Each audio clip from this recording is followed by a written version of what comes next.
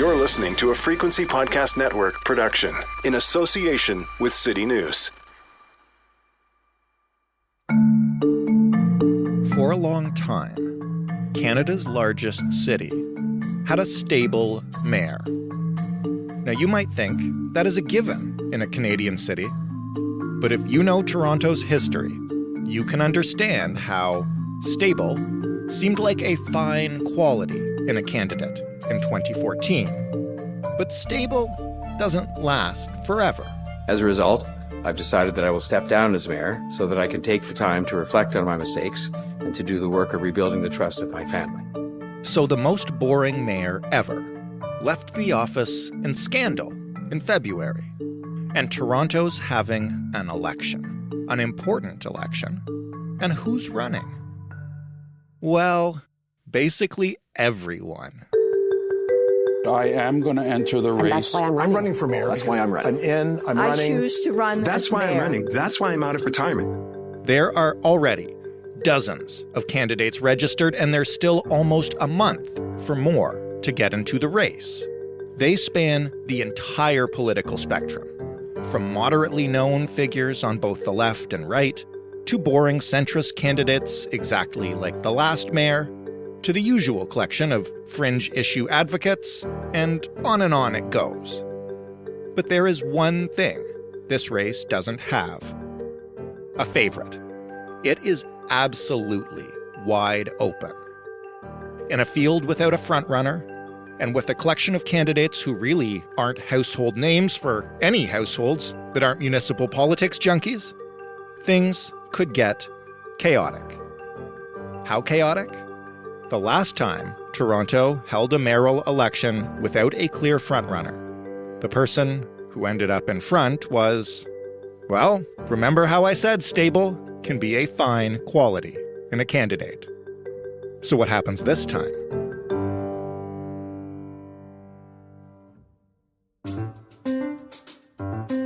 I'm Jordan Heath-Rawlings. This is The Big Story. Momin Qureshi is the City Hall reporter for CityNews 680 in Toronto. Hey, Momin. Hey, Jordan. Thanks for having me on. You are welcome. This is a confusing mayoral election in Canada's largest city. I want to ask you, with Olivia Chow entering Toronto's race, that makes how many candidates? 12, 50, 80? A lot is the short answer. The accurate answer is, at the time of this recording, there is 47 candidates registered. So just to put that in perspective, I think in the election that just passed in October, we had a little over 30. So it's not unusual to have a little bit of a high number, but this is very unusual to have this many, and we'll likely end up over 50 by the time election day comes around. You mentioned we just had an election last year. So for those outside of the city or who have been lucky enough not to pay attention, why is Toronto having a mayoral race right now? Who is currently the mayor? Yeah, so that's a good question, because I feel like it's a story that's big enough that a lot of people outside the city know, because it was a scandal. But the mayor for a long time was John Tory. He was elected in 2014, and he had just secured a third term in office in October of 2022, and he won that election in a slam dunk. He had more than 200,000 more votes than his next closest competitor, won a resounding third term, and was early in that third term when it came to light, thanks to a Toronto Star story, that he had an extramarital affair with somebody on his staff, a junior staffer. And things unfolded very quickly. And within a matter of days of him finding out that the Star was going to publish a story, he basically held a news conference, said it was true and that he was resigning. And he stayed on as mayor for another week or so, went through the budget process, and by the next Friday, he was gone. And so he stepped down in quite a bit of a scandal and something that really blindsided so many people. I don't know if anybody really saw that coming at all. Mm-hmm. So it was really a lot, and it kind of left the city in a lurch. So right now, the person in charge is the deputy mayor, Jennifer McKelvey. She was elected as a councillor 4 years ago, just won her second term, is somebody that really gained the trust of John Tory when he was mayor. Was one of his kind of closer insiders, somebody he really leaned on a lot. And so she has been at the helm like 6-7 weeks now since Tory walked away, and has been kind of just keeping the ship afloat, shall we say, until the new person comes in. Is she running? Is she one of the 47? No. She made it very clear right off the bat that she was not going to run and that she had no intention of running. And I think that was a wise move, because it would be a little bit of an unfair advantage or conflict if the person who currently had the role of deputy mayor, who was kind of out in the spotlight, holding news conferences, the point of contact from the mayor's office, was also running. So she kind of immediately made it known, look, I have no desire to run. I'm not running for the job. And let's just have a good race. And whoever wins will just take over. And I'll just kind of, like I said, keep my hands on the wheel for now and make sure everything stays afloat in the meantime. So this is Toronto's first election, I guess, in a long time without a real heavyweight incumbent in the race. How wide open is this race without that? Do we have any idea at all right now? No, this is, as somebody who's covered City Hall now for quite some time, I've been through a few elections. The first one I covered was the John Tory, Rob Ford, Olivia Chow election. And then I covered the Jennifer Keys, Matt Tory after that, and then the one that just passed.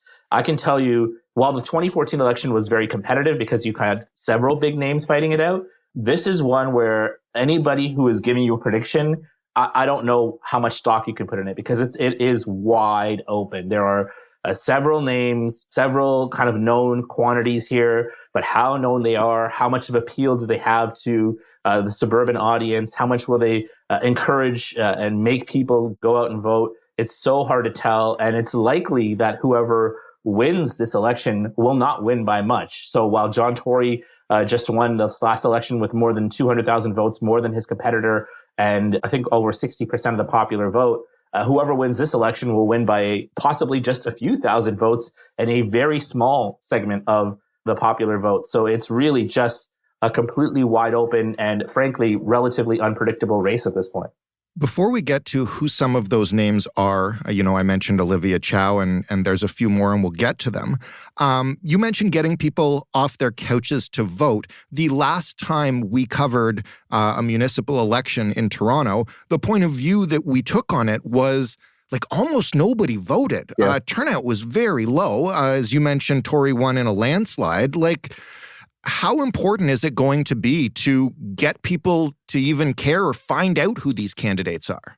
Yeah, I would say voter turnout is probably the biggest X factor, and it's going to be the most pivotal X factor as to what happens in this election. If we see what we saw last time with a very low voter turnout, then whoever wins, like I said, is going to barely win, and it could be anybody. If we see an exceptionally high voter turnout, or anywhere close to 50-60% of the population, then it'll be a very different story. So it's one of the things that makes this election very different, other than all the obvious circumstances that surround it, is this time around they're going to the polls, the people of the city, for one reason. They're not electing anything else except for the mayor of Toronto, right? That's it. There's no city councilors, there's no trustees, there's no anything else. And normally for a by-election, it's very hard to get any sort of public interest. If there's a by-election for, say, a city councilor or an MP or an MPP, those are generally very low turnouts because it's so hard to get neighbors informed. I think in this case, everybody in Toronto knows that there's a by-election happening. Everybody's aware of what happened to John Tory. Everybody knows that they're in the process of picking a new mayor. So in that sense, I don't think the city has to do as much work in terms of letting people know there's an election, because a lot of times there's by-elections people don't even know. But does that translate into people getting out the door and casting their ballots? That remains to be seen. So of the 47 candidates then, there are a handful who, to your point, are known, at least to people who really pay attention to municipal politics. Who are the people who really have a chance at this thing? And just, give us a little bit of the background. Sure. So let's start with city council. There are a number of current city councilors running who have put their name forward. And those councilors have elected to not resign their seat either. And I think that's in large part because this is kind of a mad sprint to the finish. Normally the election process is 5, 6, 7 months. In this case, it's kind of 10 weeks and then it's over. So Josh Matlow, who was known to be kind of the biggest thorn in John Tory's side, the loudest voice against him, he has put his name forward, and he is a center-left candidate, somebody who's putting forward a lot of different progressive ideas. He's come out of the gate saying that he wants to raise property taxes by 2% because he believes that's what needs to be done to kind of fix some of the issues. Another councillor running is Anthony Peruzza. He was kind of a surprise, to be honest with you, when he entered the race just a few days ago. It kind of caught a lot of us off guard. He's decided to put his name forward. He's been a councillor here for a long time. When we had the council size reduced, remember, from 47 to 25 wards, he took on Giorgio Mammoliti head-to-head, and he beat him in that race. Mammoliti himself, a former councillor, is running this time. Brad Bradford, who is a Beaches East York councillor, and again, somebody who was very inside the Tory kind of, I mean, there's no cabinets at City Hall, but he was very much inside that, fictitious Tory cabinet, right. A big insider, somebody who Tory leaned on a lot, somebody who has come out and said that he will use the strong mayor powers if he wins. He's a former city planner himself, so he knows kind of the lay of the land and both sides of what's going on in terms of the bureaucratic side and the elected side.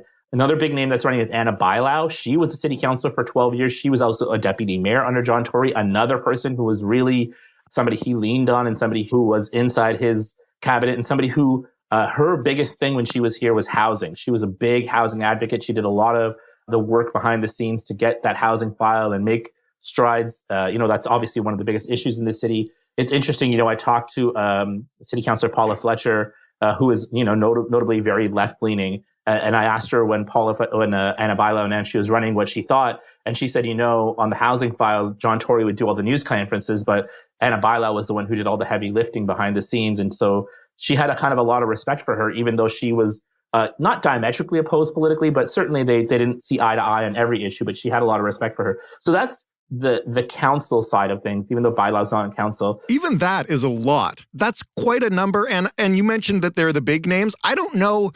And I wonder what you think of this. I don't know how many people who aren't super into Toronto politics would recognize more than one or two of those names. That's the thing that we talk about a lot. Here at the press gallery, like me and a lot of my colleagues, when you're here and you cover a beat, sometimes you're what I call too close to the fire. You're so close to the fire that you think that what you know and what you're experiencing is what everybody's experiencing. So everybody knows these people, knows the issues. But the truth of the matter is the vast majority of people in this city don't and are unaware and in a lot of cases are blissfully unaware. And so, one of the things that I talk about a lot is these candidates, do the people in the further regions of Scarborough or North York or East York or Etobicoke, do they know who these people are? Does it register at all with them? Does it move the needle for them to get off their butts and get out and vote? Do the issues that are pertinent to, say, people who live downtown, do those matter? So you're very right in your assessment of we're all here talking about these candidates, and these are known if you pay any attention to City Hall. But do the people who live in the suburban neighborhoods and really Midtown or whatever in Toronto know these people? I don't think so. If I'm going to be honest, I don't think so. We'll see again how many of those people come out, and that's why voter turnout is going to be such a key issue in this election. It'll have a huge kind of impact on who wins this election.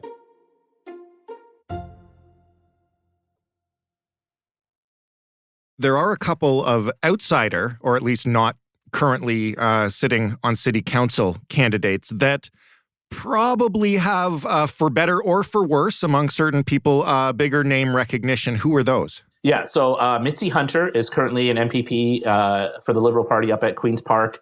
She used to be the education minister. She represents Scarborough-Guildwood. She has put her name forward, so she's somebody who's outside the walls of City Hall. Olivia Chow just entered. We talked about her. She served as a city councillor for a long time, and then she leveled up and went to Parliament Hill as an MP. She did run in the 2014 election. She finished third for mayor behind John Tory and Doug Ford back in 2014. Everybody knows she was married to Jack Layton, who was a very popular leader of the federal NDP party. So she is a known commodity, and she really shakes things up here because up until she entered, Josh Matlow was kind of the most left-leaning known candidate, and now she's kind of moved in there. So, how many votes does she pull from him? How does that affect his turnout? That's kind of what the dynamic is going forward here. And then the last candidate that is sort of a big known candidate here is Mark Saunders, and he is the former chief of police. He served as the chief of police for, I believe, 5 or 6 years before he stepped away a couple of years ago. And he ran in the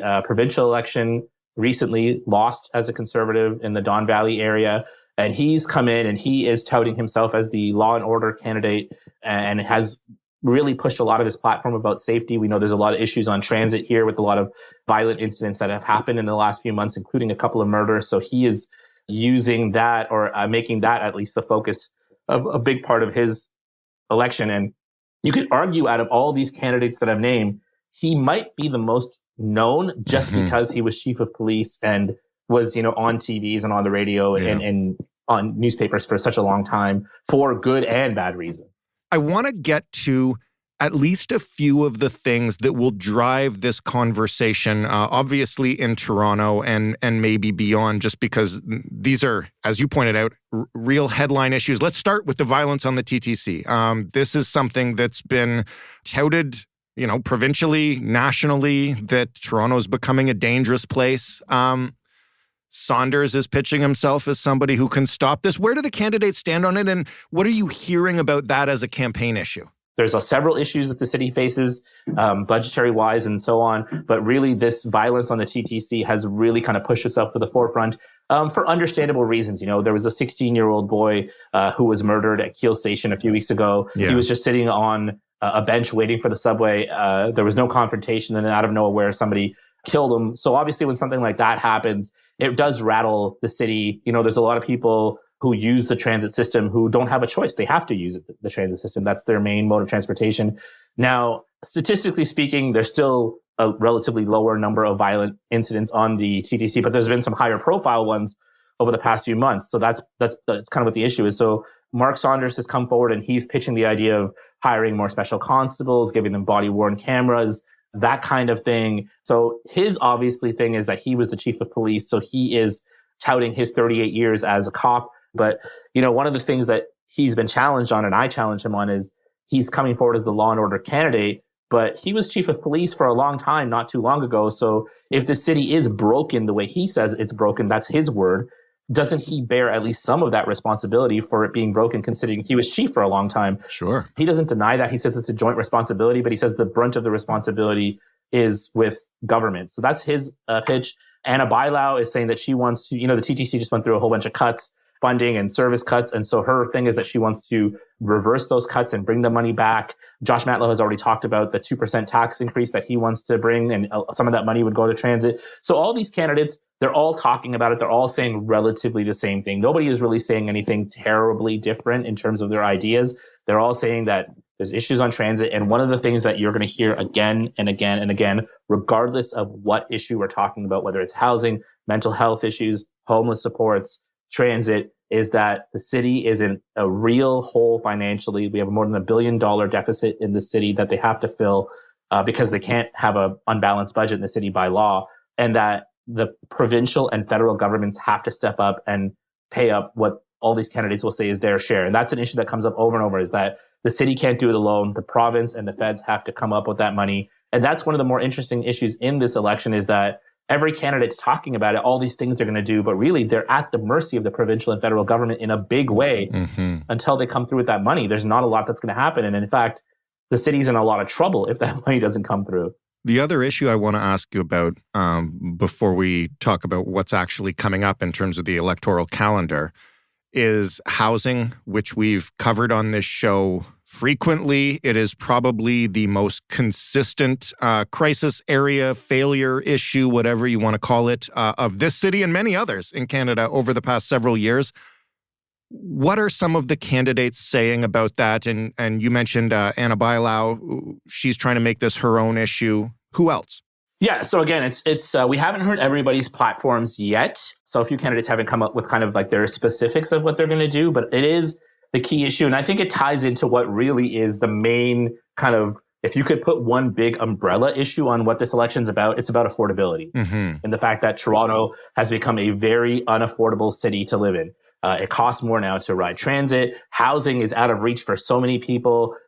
We know that gas is more expensive. Of course, that's not in the city's purview, but that's part of living in the city. So there's the huge issue of just unaffordability right now in the city. And housing is kind of the main tenet of that issue right now in the unaffordability. So Josh Matlow just stepped forward the other day, and he came forward with the plan that he says works in other cities, including in Europe. where he wants to create a new housing agency in Toronto where they build housing and they reinvest that money into building more housing. And it's kind of a unique idea in terms of one that we haven't seen here. But again, where's the money coming from? That's something we're asking every time. Where's the money coming from? Anna Bailau has worked hand in hand with the feds and the province. So she's maybe the most well-versed in this issue because she was so hands-on. So she, is talking more about housing now, which is what the city's already doing, and building out more housing.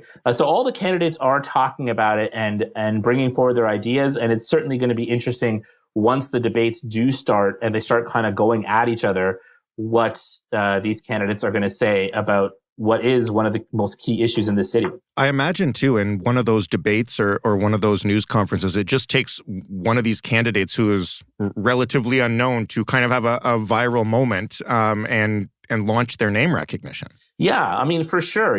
That's one of the key things is that so many of them are holding news conferences quite regularly, especially Bailau and Matlow, and I imagine Olivia Chow will as well. And they're all kind of talking about things all the time and just trying their best to stand out. But then there's also the risk of oversaturation where it all blends together and everything kind of mishmashes and people aren't able to delineate between what's what. And then you have to remember that because things are so bunched together and it's possible this election is close, like you said, some sort of what could be called a fringe candidate could generate enough momentum to, I don't know if they could win this election, maybe, but certainly they could generate enough momentum to maybe get enough votes to affect another candidate's chances. The last time we had this wide open an election, there was a fringe candidate, city councillor. Nobody really took him seriously. And then Rob Ford won. Yeah, that's right. And, and when he won in 2010, we all kind of look at it retrospectively and he was the mayor and he was this kind of larger than life figure, but he wasn't expected to win that election at all. And he really kind of came out of nowhere and just had some viral moments. Yeah, and he had a message that appealed to voters because, he was known as the guy who would pick up the phone and if you had a tree on your lawn or your water was off or there was a crack in your sidewalk or you needed a stop sign, and even if he wasn't the counselor in your ward, he would say, you can call me and I'll help you out. And he had this kind of everyman quality at that time that appealed to voters and people came out in big numbers to support him. So last question. What happens next? You mentioned debates. Do we know when they are? When's voting day? Break down just kind of the timeline here. Sure. So a couple of things. One, the nomination period is still open. That goes until May 12th. So it started a couple of weeks ago. There's still time for candidates to register. Like I said, I think we're going to get over 50. In terms of like a bigger name candidate that's out there, I don't know that there's one that we're waiting to register. The only one that hasn't kind of said definitively is Stephen Holiday. He's a councillor here. Last we checked with him, he said he was still thinking about it. I don't think he's going to enter, but I guess he still could. But in terms of other major names, I don't know, unless there's somebody that just comes out of nowhere that I'm not thinking about. I think all the kind of bigger names are in, but the nominations close on May 12th. Then, as far as I know, there's only one debate that I've seen confirmed. We can expect more, but there's one that's going to be happening at the University of Toronto Scarborough in late May. They're inviting candidates. One of the more interesting things about the debates that we're going to see is who gets invited to the debates, right? Are they going to invite just these kind of front runner, bigger name candidates that we're talking about? Even that's like 8 or 9 people. That's a lot for a debate. Right. Who makes the decisions on who gets to debate, who doesn't get to debate? So that's what we're going to find out. But I imagine there's going to be multiple debates. I'm sure some of the news organizations, television networks will try to put on one. So we'll see who does it. And last election, there was only 2 debates and they were kind of a foregone conclusion that John Tory is going to win. But this time the debates may actually matter and may actually mean something. So we'll see what happens. And then election day is June 26th. So that's kind of the big day that everybody goes out to the polls. There will be advanced polling, I believe, a couple of weeks before that, where people can go and cast their ballots if they don't have time on election day. But that's when it all boils down. So again, normally the campaign for mayor opens up in about April, May, and then election days in October. So it's about a 6-month period. This is a mad dash to the finish. It's very fast, especially once the nomination period closes on the 12th, then it's just kind of like 5-6 weeks to the end and then it's over. And then, at the end of June, early July, we'll have a new mayor sworn in. And that's when the real show kind of begins, as you see who wins and whether whoever takes over decides to kind of change entire directions for what's here. Or if somebody like Anna Bailau wins, she could kind of keep most of what John Tory had in motion and there won't be too much of a shakeup. But if someone like Josh Matlow or Olivia Chow wins, they could change everything, So who knows where we're headed at this point. Gosh, I love election chaos. Momin, thank you so much for this. Me and you, Jordan, me and you both. I think a lot of people just are eating it up and eating popcorn as we watch it all play out. Momin Qureshi, a busy man, reporting at City Hall in Toronto for CityNews 680. That was The Big Story. For more, you can head to thebigstorypodcast.ca. You can, as always, talk to us on Twitter at TheBigStoryFPN or via email, hello@thebigstorypodcast.ca.